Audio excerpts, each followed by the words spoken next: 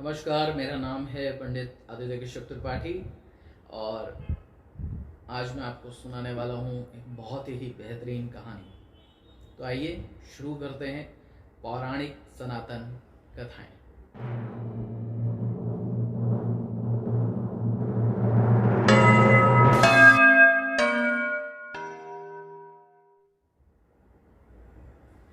हमारी ये जो आज की कहानी है ये बहुत ही अद्भुत और ज्ञानवर्धक कहानी है। आप इस कहानी को अपने बच्चों को भी सुना सकते हैं और आपके लिए तो ये बहुत ही शिक्षाप्रद कहानी है। इस कहानी की शुरुआत होती है एक महर्षि की कुटिया से। एक वन में एक छोटी सी कुटिया है, उसमें एक ऋषिवर रहते हैं।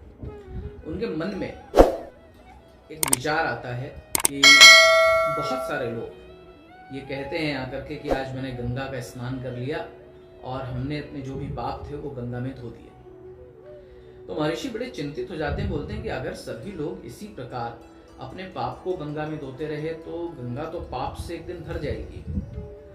तो जो वाकई अपने पाप कर्मों को धोने जाएगा तो क्या वो और पाप अपने साथ लेकर के चला आएगा, या ये गंगा जो है ये पापनी हो जाएगी। इस मन में जो विचार आया, इस विचार को लेकर के उन्होंने एक तप प्रारंभ किया माँ गंगा को प्रसन्न करने के लिए, उनको प्रकट करने के लिए। कुछ समय के तप के पश्चात माँ गंगा प्रसन्न हुई और वो प्रकट हुई। उन्होंने बोला, वत्स मांगो, क्या वरदान मांगना है। आपने बहुत सारे टीवी सीरियल में देखा होगा कि महर्षि तप कर रहे हैं फिर कैसे देवता प्रकट होते हैं। तो वो प्रकट हुई और उन्होंने वरदान के लिए बोला। उन्होंने बोला, नहीं, मुझे वरदान नहीं चाहिए, मेरे मन में एक जिज्ञासा है, प्रश्न है, वो मैं पूछना चाहता हूँ। अगर आप उसका उत्तर मुझे दें तो यही मेरे इस तप का फल। गंगा जी ने बोला, भाई ठीक है, तुमने तप किया है, पूछो क्या पूछना चाहते हो।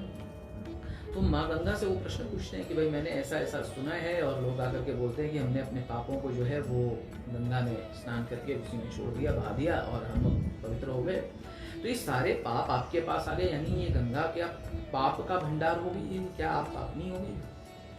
तो माँ गंगा ने बोला, बिल्कुल भी ऐसा नहीं, मेरे पास जो कुछ भी है, जो कुछ भी आता है वो सब कुछ मैं समुद्र को दे दूं, मैं अपने पास कुछ भी नहीं। ऋषि बड़े चिंतित हो गए, बोले इसका मतलब ये जो पूरा महासागर है इतना बड़ा, ये पूरा पाप से भर जाएगा तो इस सृष्टि का क्या होगा। तो वो वहां से तुरंत गए और उन्होंने समुद्र देव को जो है जाकर के तप करना प्रारंभ किया समुद्र के तट पर।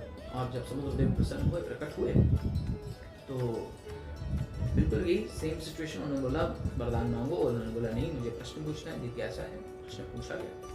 उन्होंने बोला, भाई मैंने ऐसा ऐसा मेरे मन में विचार आया, लोग ऐसा ऐसा आके बोलते हैं कि गंगा में नहाओ, सारे पाप उसमें चले जाते हैं। गंगा का तप किया और प्रकट हुई, लेकिन वो बोलती है कि सब कुछ मैं आपको दे। तो इसका मतलब आपके पास सारे पाप का भंडार आ गया, यानी आप पापी हो गए।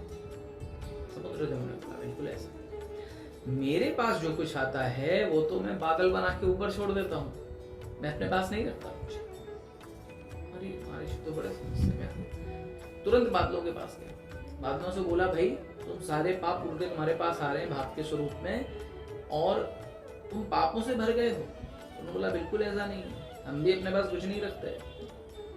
बादलों ने बोला, हम भी अपने पास कुछ नहीं रखते हैं, हम तो सब कुछ वर्षा में बहा देके जमीन में डाल देते हैं और उससे अन्न उपजता है, उस अन्न को लोग ग्रहण करते हैं।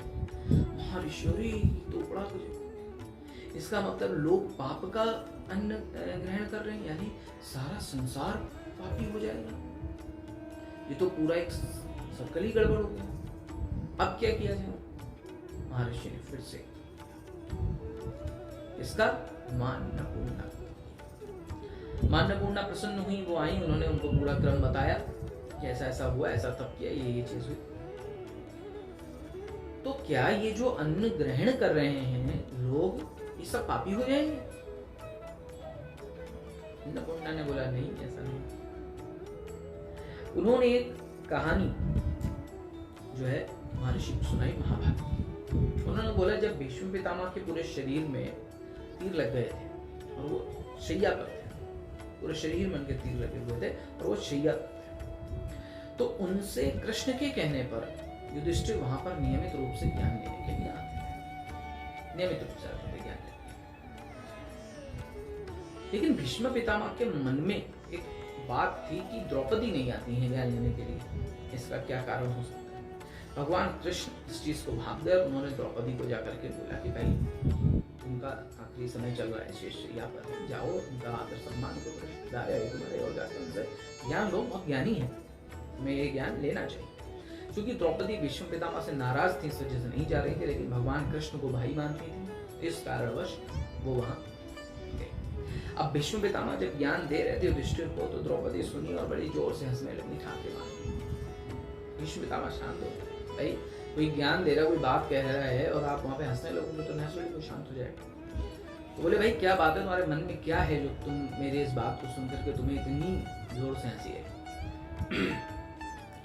तो द्रौपदी कहती हैं कि जब मेरा चीरहरण हो रहा था तब आप कहाँ थे? आप भी तो वहीं पर बैठे हुए थे, ये ज्ञान कहाँ चला गया था आपका?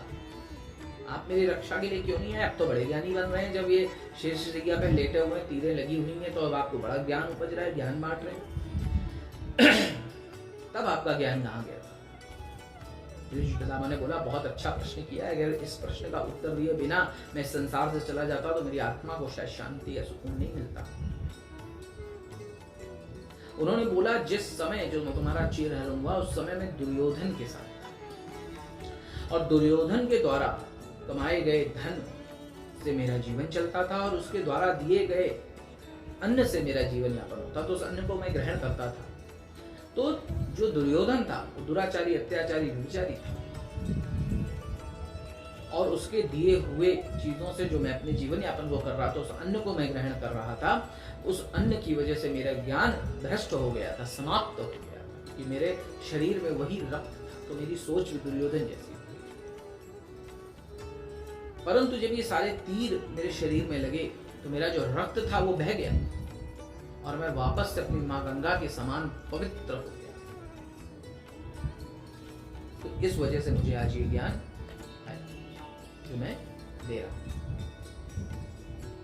तो यहां पर मॉरल ऑफ द स्टोरी क्या है, मतलब इस स्टोरी से हमें शिक्षा क्या मिलती है? शिक्षा ये मिलती है कि जब हम दुष्कर्म करके, दुराचार करके, या किसी के साथ छल कपट करके जो धन कमाते हैं, और उस धन को अर्जन करके जो उससे अन्न हम खरीदते हैं, उस अन्न का प्रभाव भी दूषित प्रभाव होता है।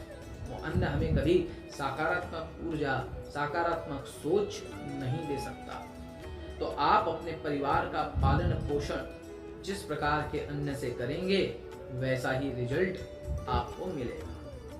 यदि आप अच्छे से, मेहनत से और ईमानदारी से किसी भी धन को कमाएंगे, अन्न को कमाएंगे, या उस धन से अन्न को खरीदेंगे, तो आपका जो परिवार है वो भी सकारात्मक तरीके से आगे बढ़ेगा, नकारात्मक तरीके से नहीं। वैसी ही शिक्षा होगी, वैसे ही बच्चे होंगे, वैसी ही सोच होगी। और महिलाएं जिस भावना से भोजन को पकाएंगी, वही भावना पति में, परिवार में, बच्चों में आएगी। बहुत पहले बुजुर्ग लोग उस स्थान पर भोजन नहीं करते थे जहां छोटे बच्चे के रोने की आवाज आ रही है। उस दिन भोजन नहीं करते थे जिस दिन महिलाएं क्रोध में आकर के भोजन बनाती। कहते थे इस भोजन को खाने के पश्चात मुझे भी क्रोध आएगा। तो यहाँ पर हमें इस कहानी से शिक्षा मिलती है कि ये जो पाप रोटेट होकर के आ रहे हैं, इन पापों को हम पुण्य में तभी परिवर्तित कर सकते हैं जब हम उस अन्न को अच्छी भावनाओं से खरीदें, अच्छी भावनाओं से पकाएं और अच्छी भावनाओं से ग्रहण करें, छल कपट न करें। तो ये आज की शिक्षाप्रद पौराणिक सनातन कथा। इस प्रकार की कहानियां और भी मैं लेके आता रहूंगा। इसे आप भी सुने, अपने परिवार और बच्चों को भी सुनाएं। नमस्कार।